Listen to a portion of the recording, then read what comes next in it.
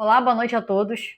Eu sou a doutora Érica Vidal e é uma honra estar participando diretamente aqui do Brasil, nesse evento Cultura no Esporte, e que vai falar tanto sobre exercício, sobre prevenção, sobre como o exercício é um instrumento transformador, não só na prevenção das doenças, como no desenvolvimento e na construção da saúde. Antes de me apresentar, eu quero agradecer imensamente aí o convite da Ellen e do Giorgio quando eles vieram aqui no Brasil, a gente já se conhece há um tempo, e a Ellen vivenciou toda a minha trajetória desde o início lá da minha formação e como o exercício é um instrumento transformador na minha própria vida.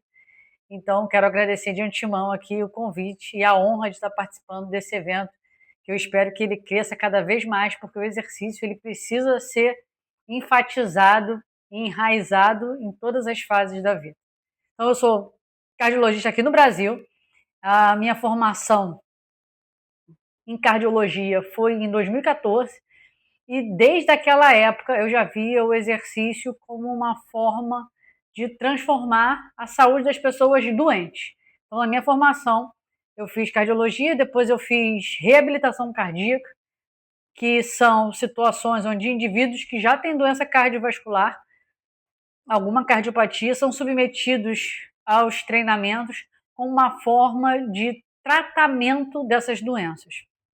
E quando eu tive a oportunidade de me especializar nessa área e vivenciar e conviver com essas pessoas que já tinham doenças, eu pensava da seguinte forma: por que o exercício a gente vai esperar as pessoas ficarem doentes para a gente utilizar o exercício como um dos pilares do tratamento, além do tratamento medicamentoso? E a partir daquela época, eu comecei a fazer outras especializações, porque a minha ideia era a seguinte: eu não quero esperar as pessoas ficarem doentes para começar a tratar, eu quero tratar a saúde. E eu preciso saber mais sobre diversas áreas da saúde para que, quando um paciente sentar na minha frente, por exemplo, um hipertenso, que é um paciente super comum, como é que eu vou conseguir que esse indivíduo controle a pressão arterial dele não somente com a medicação? O que eu posso oferecer a mais que é inegociável para a gente ter um controle adequado, como, por exemplo, da hipertensão arterial? E aí, nesse contexto, eu acabei fazendo nutrologia associado junto depois com a medicina do esporte e, por fim, eu fiz psicologia para entender esse indivíduo como um todo. Para qualquer indivíduo que sentasse aqui na minha frente, eu soubesse falar sobre alimentação, sobre o exercício, que era a minha formação, além da cardiologia, e também sobre como controlar as emoções, como gerenciar esse estresse, como ter um convívio social, como ir equilibrando todos os pratinhos que da nossa vida adulta vai nos exigindo. E desde então, aqui no consultório, eu comecei a estipular não só uma visão do coração de uma forma isolada, mas como um todo.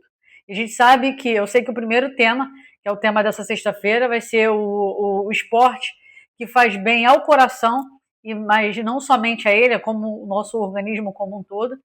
Então eu precisava entender esse indivíduo 360 graus.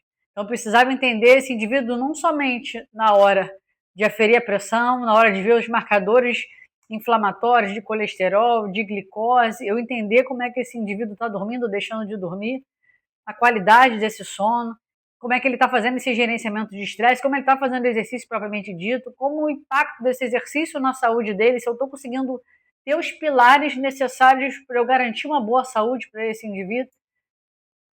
Então, essa construção da saúde é um processo.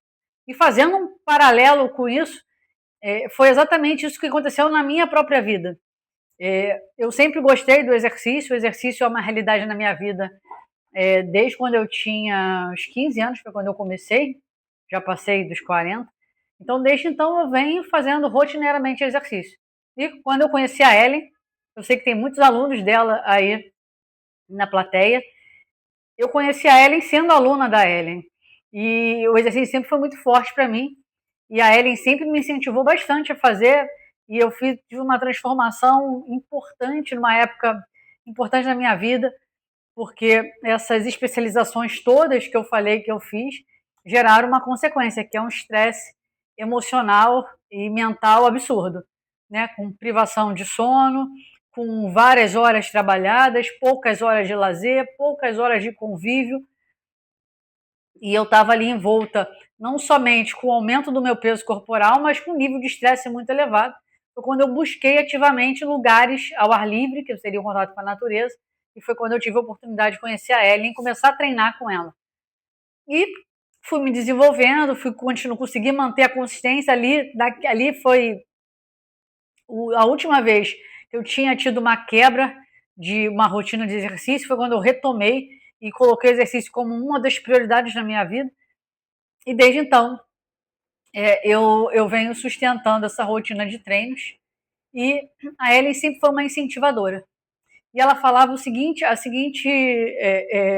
coisas para mim: olha, Érica, você precisa divulgar o que você está fazendo para os seus próprios pacientes, para as pessoas que estão ao seu redor.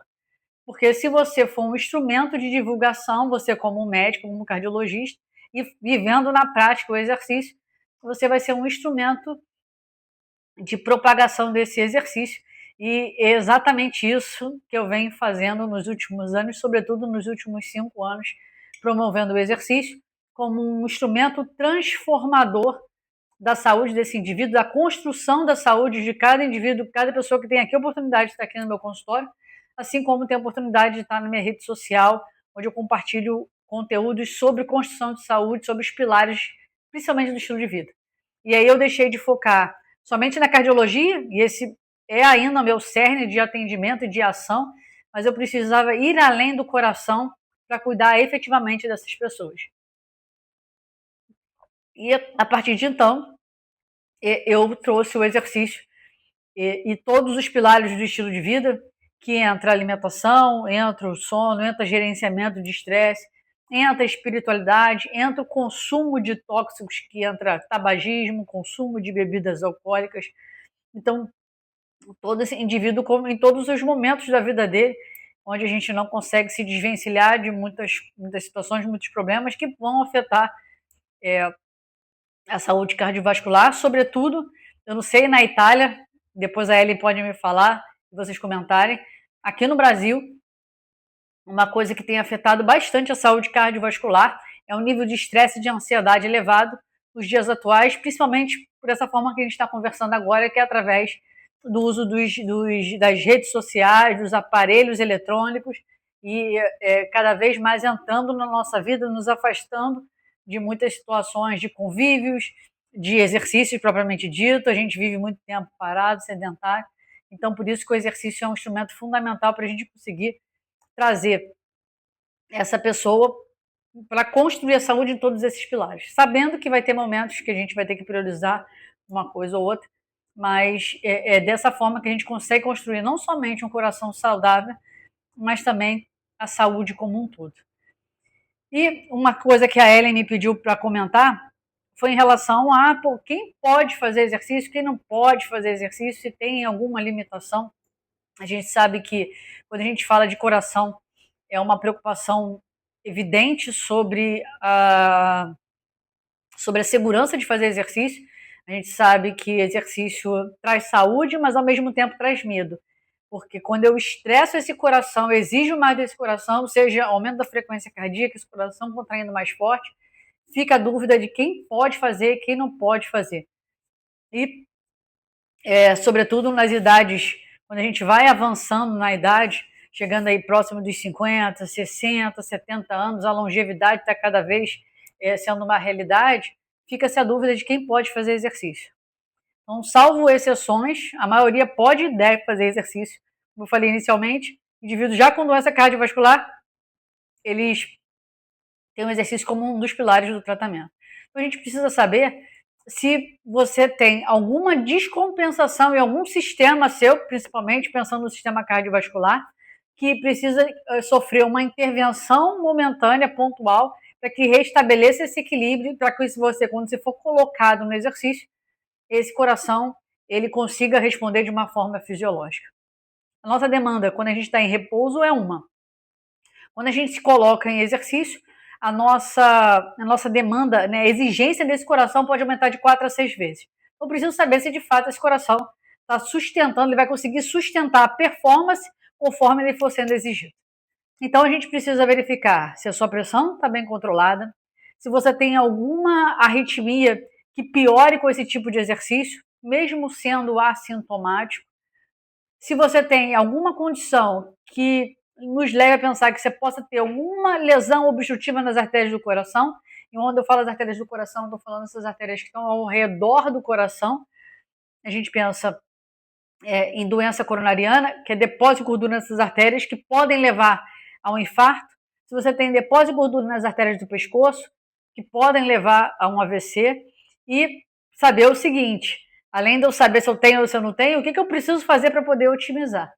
Então, a gente precisa entender se você tem essa segurança para poder fazer exercício. E com isso, uma avaliação detalhada, médica, sobretudo de acordo com os seus fatores de risco. Quanto maior o risco, quanto maior a idade, aumenta essa probabilidade. Então, a gente precisa fazer essa avaliação minuciosa e acompanhar e reavaliar, para saber se as intervenções estão sendo tomadas de uma forma efetiva, se eu estou tendo o resultado que a gente quer, se a sua pressão está efetivamente controlada, não é só começar a tomar o remédio. Eu preciso ver e acompanhar efetivamente esse controle da pressão, e isso é primordial para a gente seguir na segurança do exercício. Então, contraindicações do exercício se eu tiver alguma instabilidade nesses fatores. Se tiver uma pressão muito elevada, que não está bem controlada, se eu tiver uma dor no peito, uma sensação de cansaço desproporcional, são sinais de alerta que eu preciso passar por uma avaliação e talvez nesse momento dar uma pausa momentânea. Eu preciso saber se eu tenho alguma condição, né, alguma placa coronariana, de acordo com esse fator de risco, para saber se eu vou precisar de alguma intervenção. Obviamente que a gente não vai sair fazendo exame. O principal é sentar na frente do seu médico, o médico conversar sobre a história atual, sobre a tua história prévia, te examinar, avaliar alguns exames preliminares, para que você consiga, sobretudo, fazer o exercício. Mas, de antemão, eu quero dizer uma coisa. Essa avaliação médica, muitas vezes, é uma barreira para os indivíduos começarem a se exercitar. E aí, quando me perguntam, Érica, é obrigatório passar por uma avaliação para fazer o exercício? Eu falo que depende. Depende da intensidade do exercício que vai começar e também depende se você sente alguma coisa. Se você não sente nada, você é totalmente assintomático. E se você vai fazer exercício de baixa intensidade, que provavelmente você já faz no seu dia a dia, você caminha, eu acho que em Rimini, pessoal, anda muito de bicicleta, então anda de bicicleta, que é uma intensidade mais baixa, esse seu ir e vir, essas intensidades de baixa intensidade, você pode começar, que pode ser o pontapé inicial para você sair do seu sedentarismo, para que a gente consiga aos poucos ir otimizando esse exercício, e aí você vai ter tempo de passar por a sua avaliação, ter a segurança para fazer exercício, e aos poucos você incrementando essa intensidade. O grande segredo do exercício é a consistência dos comportamentos, a consistência dos hábitos, para que, sim, de fato, eu consiga efetivamente construir a saúde e minimizando esses riscos cardiovasculares. E quando a gente fala de exercício, eu quero que vocês saibam que não existe o exercício ideal. E eu vou falar por quê? Porque a gente precisa individualizar cada um para saber qual é o exercício ideal de acordo com a sua realidade. Então, a individualização é fundamental.